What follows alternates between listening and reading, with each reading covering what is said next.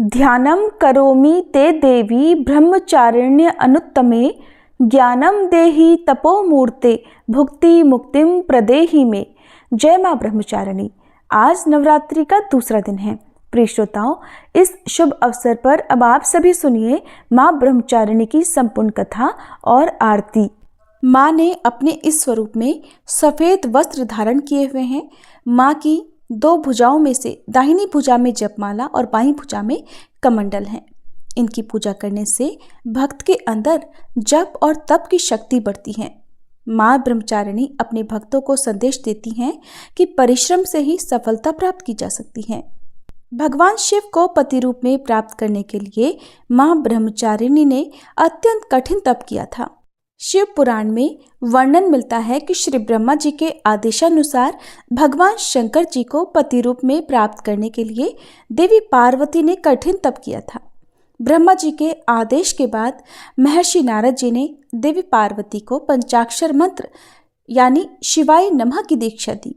दीक्षा लेकर देवी पार्वती अपनी सखियों के साथ तपोवन में जाकर कठिन तपस्या में लीन रहने लगी। उनकी कठिन तपस्या का वर्णन शिव पुराण में मिलता है। माता पिता की आज्ञा लेकर देवी पार्वती ने सबसे पहले राजसी वस्त्रों का, अलंकारों का त्याग किया। उनकी जगह पर उन्होंने मूंज की मेखला धारण कर ली, वल्कल वस्त्र धारण कर लिए, हार को गले से निकालकर मृग चर्म धारण किया और फिर गंगावतरण नामक पावन क्षेत्र में सुंदर वेदी बनाकर वे तपस्या में बैठ गईं। अपने मन और सभी इंद्रियों का निग्रह कर, सभी इंद्रियों को अपने वश में कर देवी पार्वती ग्रीष्म काल में अपने चारों ओर अग्नि जलाकर बीच में बैठ गईं और ऊपर से सूर्य के प्रचंड ताप को सहन करती हुई वे अपने तन को तपाती रहीं। वर्षा ऋतु में वे खुले आकाश के नीचे शिलाखंड पर बैठकर दिन रात जल की धारा से अपने शरीर को सींचती रहीं। भयंकर शीत ऋतु में जल के बीचों बीच रात दिन बैठकर उन्होंने कठिन तप किया। इस प्रकार निराहार रहकर देवी पार्वती ने पंचाक्षर मंत्र का जप करते हुए सकल मनोरथ पूर्ण करने वाले भगवान सदाशिव के ध्यान में अपने मन को रमा दिया। अपनी पुत्री को विवाह लायक देखकर माता मैना और पिता हिमालय को अपनी पुत्री के विवाह की चिंता हुई। इतने में महर्षि नारद राजमहल में पहुंच गए। अपने महल में महर्षि को विराजमान देखकर राजा और रानी ने अपनी पुत्री के भविष्य के विषय में उनसे पूछा। त्रिकालज्ञ सर्वज्ञ तुम्हा गति सर्वत्र तुम्हारी, कहूँ सुता के दोष गुण मुनिवर हृदय बिचारी। नारद जी ने देवी पार्वती का हाथ देखकर भविष्यवाणी की। सब लक्षण संपन्न कुमारी, होई संतत पियहि पियारी, सदा अचल एहि कर अहिवाता, एहि तेज सुपैहि पितुमाता। राजा हिमालय ने प्रश्न में बेटी के अवगुण पहले पूछे थे, किंतु देवर्षि नारद ने पहले पार्वती जी के गुणों का बखान किया। नारद जी चतुर और मनोवैज्ञानिक वक्ता हैं। वे सबके मन की बातें पढ़ लेते हैं। इसलिए देवी पार्वती के माता पिता से वे उनके दिव्य गुणों की चर्चा करते हैं। सद्गुणों की एक लंबी सूची नारद जी ने उनके सामने प्रस्तुत की। लेकिन जब देवी पार्वती के पिता ने पूछा कि हे देवर्षि, मेरी पुत्री में अगर कोई दोष हो तो वो भी बतला दीजिए, तब देवर्षि नारद बोले, सुनहु जे अब अवगुण दुईचारी, यानी कि आपकी पुत्री में 2-4 अवगुण भी हैं, उन्हें भी आप सुन लो। जोगी जटल अकाल मन नगन अमंगल वेश, अस स्वामी एही कहा मिलही परी हस्त असिरेख। नारद जी कहने लगे कि पार्वती पुत्री तो सर्वगुण संपन्न है, किंतु इनका पति जटाजूटधारी, दिगंबर और अमंगल वेश वाला होगा। नारद जी के मुंह से ये बात सुनकर देवी पार्वती के माता पिता तो बहुत उदास हो गए, किंतु देवी पार्वती को मन ही मन बड़ी प्रसन्नता हुई। जो विबाहु शंकर सन होई, दोषहु गुण सम कहे सब कोई। नारद जी ने पार्वती जी के माता पिता को बहुत समझाया कि जिन दोषों का वर्णन मैंने किया है वे सभी शंकर जी में हैं, और अगर पार्वती जी का विवाह भगवान शंकर से कर दिया गया तो ये दोष भी गुण में बदल जाएंगे। समरथ कहु नहीं दोषु गोसाई, रवि पावक सुरसरी की नाई। अंत में नारद जी ने माता पिता से ये तक कह दिया कि शिव जी को छोड़कर संसार में आपकी पुत्री के लिए कोई दूसरा वर है ही नहीं। किंतु आशुतोष होने पर भी शंकर जी दुराराध्य हैं, यानी कि शिव जी कठोर उपासना से प्रसन्न होते हैं। उनको प्राप्त करने का एक ही उपाय है कि पार्वती जी वन में जाकर कठिन तपस्या में लीन हो जाएं।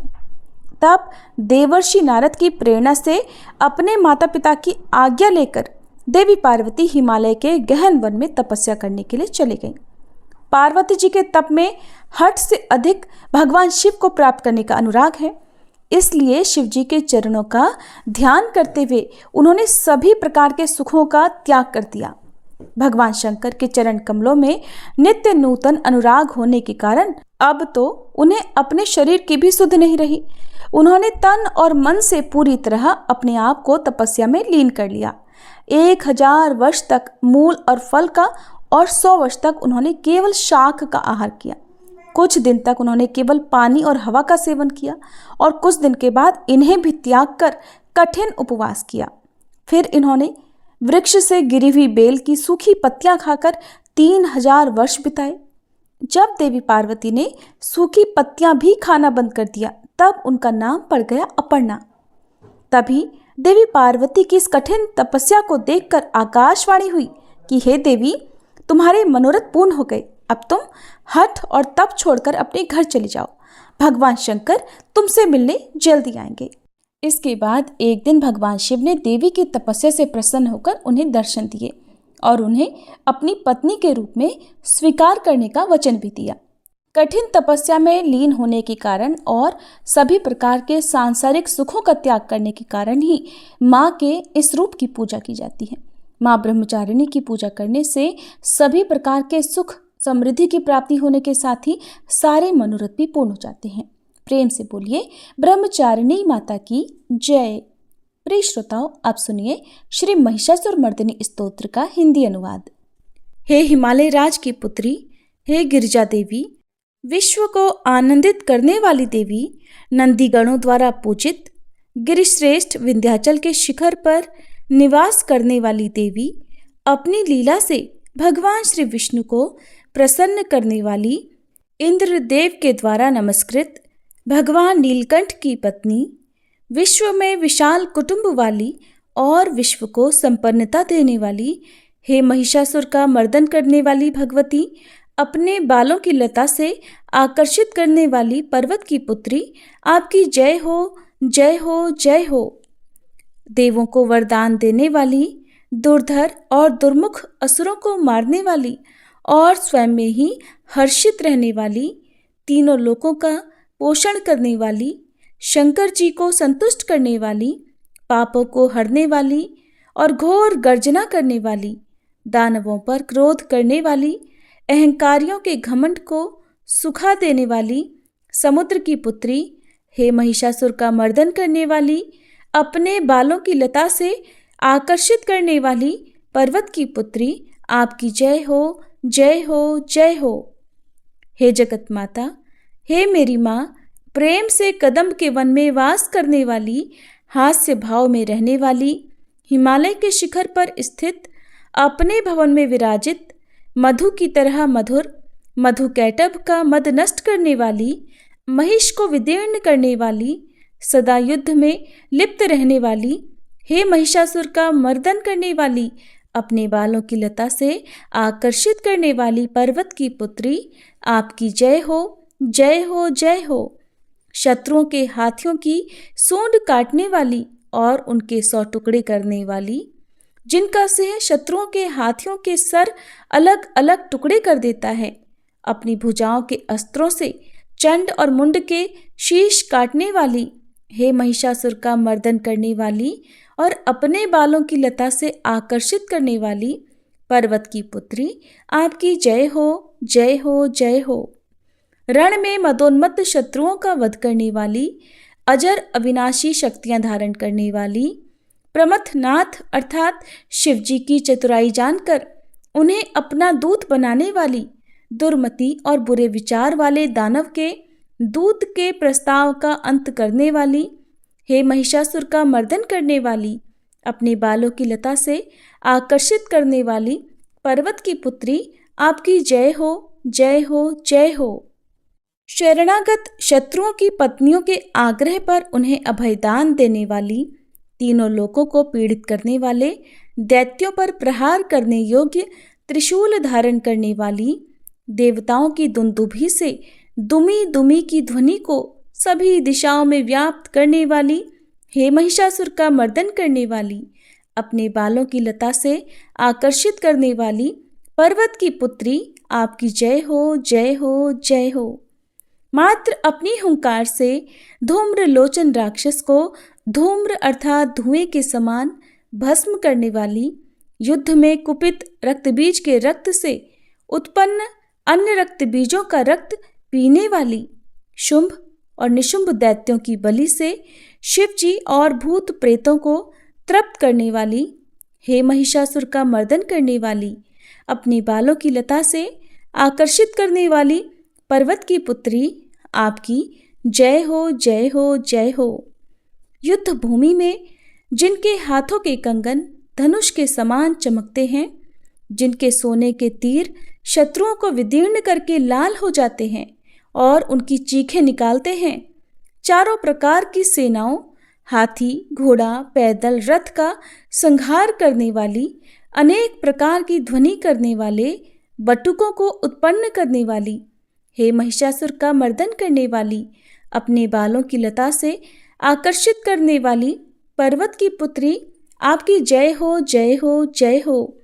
देवांगनाओं के तत् था थेई थेई आदि शब्दों से युक्त भावमय नृत्य में मग्न रहने वाली, कु कुथ अड्डी विभिन्न प्रकार की मात्राओं वाले, ताल वाले स्वर्गीय गीतों को सुनने में लीन, मृदंग की धू धुकुट धीमी धीमी आदि गंभीर ध्वनि सुनने में लिप्त रहने वाली, हे महिषासुर का मर्दन करने वाली, अपने बालों की लता से आकर्षित करने वाली, पर्वत की पुत्री, आपकी जय हो, जय हो, जय हो।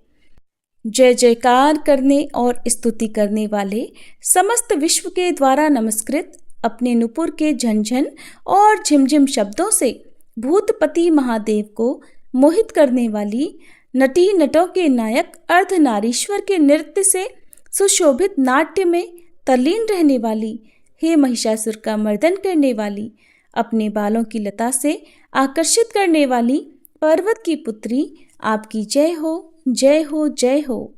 आकर्षक कांति के साथ अति सुंदर मन से युक्त और रात्रि के आश्रय अर्थात चंद्रदेव की आभा को अपने चेहरे की सुंदरता से फीका करने वाली, काले भंवरों के समान सुंदर नेत्रों वाली, हे महिषासुर का मर्दन करने वाली, अपने बालों की लता से आकर्षित करने वाली, पर्वत की पुत्री, आपकी जय हो, जय हो, जय हो।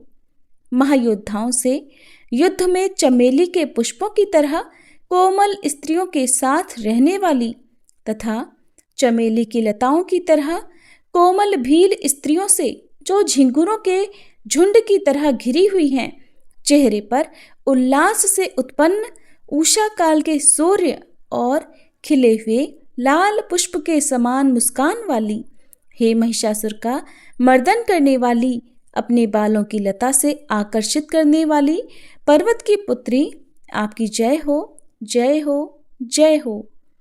जिसके कानों से लगातार मद बहता रहता है, उस हाथी के समान उत्तेजित, हे गजेश्वरी, तीनों लोकों के आभूषण, रूप, सौंदर्य, शक्ति और कलाओं से सुशोभित, हे राजपुत्री, सुंदर मुस्कान वाली स्त्रियों को पाने के लिए मन में मोह उत्पन्न करने वाली मनमथ की पुत्री के समान, हे महिषासुर का मर्दन करने वाली, अपने बालों की लता से आकर्षित करने वाली, पर्वत की पुत्री, आपकी जय हो, जय हो, जय हो।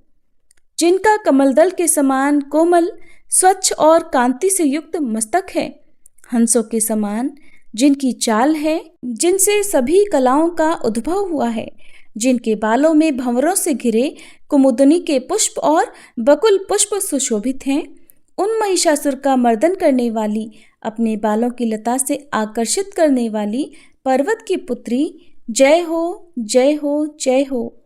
जिनके हाथों की मुरली से बहने वाली ध्वनि से कोयल की आवाज भी लज्जित हो जाती है, जो खिले हुए फूलों से रंगीन पर्वतों से विचरती हुई पुलिंद जनजाति की स्त्रियों के साथ मनोहर गीत गाती हैं, जो सद्गुणों से संपन्न शबरी जाति की स्त्रियों के साथ खेलती हैं, उन महिषासुर का मर्दन करने वाली, अपने बालों की लता से आकर्षित करने वाली पर्वत की पुत्री, आपकी जय हो, जय हो, जय हो। जिनकी चमक से चंद्रमा की रोशनी फीकी पड़ जाए, ऐसे सुंदर रेशम के वस्त्रों से जिनकी कमर सुशोभित है, देवताओं और असुरों के सर झुकने पर उनके मुकुट की मणियों से जिनके पैरों के नाखून चंद्रमा की तरह दमकते हैं, और जैसे सोने के पर्वतों पर विजय पाकर कोई हाथी मदोन्मत्त हो जाता है, वैसे ही देवी के उरोज कलश की तरह प्रतीत होते हैं। ऐसी हे महिषासुर का मर्दन करने वाली, अपने बालों की लता से आकर्षित करने वाली पर्वत की पुत्री, आपकी जय हो, जय हो, जय हो। सहस्त्रों दैत्यों के सहस्त्रों हाथों से सहस्त्रों युद्ध जीतने वाली और सहस्त्रों हाथों से पूजित सुर तारक उत्पन्न करने वाली, उसका तारकासुर के साथ युद्ध कराने वाली, राजा सुरथ और समाधि नामक वैश्य की भक्ति से समान रूप से संतुष्ट होने वाली, हे महिषासुर का मर्दन करने वाली, बालों की लता से आकर्षित करने वाली पर्वत की पुत्री, आपकी जय हो, जय हो, जय हो। जो भी आपके दयामय पद कमलों की सेवा करता है, हे कमले, वह व्यक्ति कमल निवास कैसे न बने। हे शिवे, आपके पद कमल ही परम पद हैं, उनका ध्यान करने पर भी परम पद मैं कैसे नहीं पाऊंगा। हे महिषासुर का मर्दन करने वाली, बालों की लता से आकर्षित करने वाली पर्वत की पुत्री, आपकी जय हो, जय हो, जय हो। सोने के समान चमकते हुए नदी के जल से जो आपके रंग भवन में छिड़काव करेगा, वो इंद्राणी के वक्ष से आलिंगित होने वाले इंद्र के समान सुखानुभूति को क्यों नहीं पाएगा। हे वाणी, हे महासरस्वते, आप में मांगल्य का निवास है, मैं आपके चरणों की शरण लेता हूँ। हे महिषासुर का मर्दन करने वाली, बालों की लता से आकर्षित करने वाली पर्वत की पुत्री, आपकी जय हो, जय हो, जय हो। आपका निर्मल चंद्र समान मुख चंद्रमा का निवास है, जो सभी अशुद्धियों को दूर कर देता है। नहीं तो क्यों मेरा मन इंद्रपुरी की सुंदर स्त्रियों से विमुख हो गया है। मेरे मत के अनुसार आपकी कृपा के बिना शिव नाम के धन की प्राप्ति कैसे संभव हो सकती है। हे महिषासुर का मर्दन करने वाली, बालों की लता से आकर्षित करने वाली पर्वत की पुत्री, आपकी जय हो, जय हो, जय हो। हे दीनों पर दया करने वाली उमा, मुझ पर भी दया कर ही दो। हे जगत जननी, जैसे आप दया की वर्षा करती हो, वैसे ही तीरों की भी वर्षा करती हो, इसलिए इस समय जैसा आपको उचित लगे वैसा करो, मेरे पाप और ताप दूर कर दो। हे महिषासुर का मर्दन करने वाली, बालों की लता से आकर्षित करने वाली पर्वत की पुत्री, आपकी जय हो, जय हो, जय हो। सभी प्रेम से बोलिए माँ ब्रह्मचारिणी की जय। अब हम सभी कथा की समाप्ति से पहले माँ दुर्गा की आरती उतारें। जय अम्बे गौरी मैया, जय श्यामा गौरी, तुमको निश दिन ध्यावत, मैया जी को सब दिन मनावत, हरि ब्रह्मा शिवरी। जय अम्बे गौरी, मांग सिंदूर विराजत, टीको मृग मद को, मैया टीको मृग मद को, उज्ज्वल से दो नैना, निर्मल से दो नैना, चंद्र वदननी को। जय अम्बे गौरी, कनक समान कलेवर, रक्तांबर राजे, मैया रक्तांबर राजे, रक्त पुष्प गलमाला, लाल पुष्प गलमाला, कंठन पर साजे। जय अम्बे गौरी, के हरिवाहन राजत, खड्ग खपर धारी, मैया खड्ग खपर धारी, सुर नर मुनि जन सेवत, सुर नर मुनि जन सेवत तिनके दुख हारी। जय अम्बे गौरी। कानन कुंडल शोभित नासाग्रे मोती, मैया नासाग्रे मोती। कोटिक चंद्र दिवाकर, कोटिक चंद्र दिवाकर, राजत समज्योति। जय अम्बे गौरी। शुंभ निशुंभ विदारे, महिषासुर घाती, मैया महिषासुर घाती। धूम्र विलोचन नैना, मधुर विलोचन नैना, निश दिन मदमाती। जय अम्बे गौरी। चंड मुंड संहारे, शोणित बीज हरे, मैया शोणित बीज हरे। मधु कैटभ दो मारे, मधु कैटभ दो मारे, सुर भयहीन करे। जय अम्बे गौरी। ब्रह्माणी रुद्राणी, तुम कमला रानी, मैया तुम कमला रानी। आगम निगम बखानी, तुम शिव पटरानी। जय अम्बे गौरी। 64 योगिनी मंगल गावत, नृत्य करत भैरू, मैया नृत्य करत भैरू। बाजत ताल मृदंगा, बाजत ढोल मृदंगा, अरु बाजत डमरू। जय अम्बे गौरी। तुम ही जग की माता, तुम ही हो भरता, मैया तुम ही हो भरता। भक्तन की दुख हरता, भक्तन की दुख हरता, सुख संपत्ति करता। जय अम्बे गौरी। भुजाचार अति शोभित, वर मुद्राधारी, मैया वर मुद्राधारी। मन वांछित फल पावत, मन इच्छा फल पावत, सेवत नर नारी। जय अम्बे गौरी। कंचन थाल विराजत, अगर कपूर बाती, मैया अगर कपूर बाती। श्रीमाल के तुम्हें राजत, श्रीमाल के तुम्हें राजत, कोटि रतन ज्योति। जय अम्बे गौरी। श्री अम्बे जी की आरती जो कोई नर गावे, मैया जो कोई नर गावे। कहते शिवानंद स्वामी, रटत भोलानंद स्वामी, सुख संपत्ति पावे। जय अम्बे गौरी। जय अम्बे गौरी, मैया जय श्यामा गौरी। तुमको निश दिन ध्यावत, मैया जी को सब दिन मनावत, हरि ब्रह्मा शिवरी। जय अम्बे गौरी।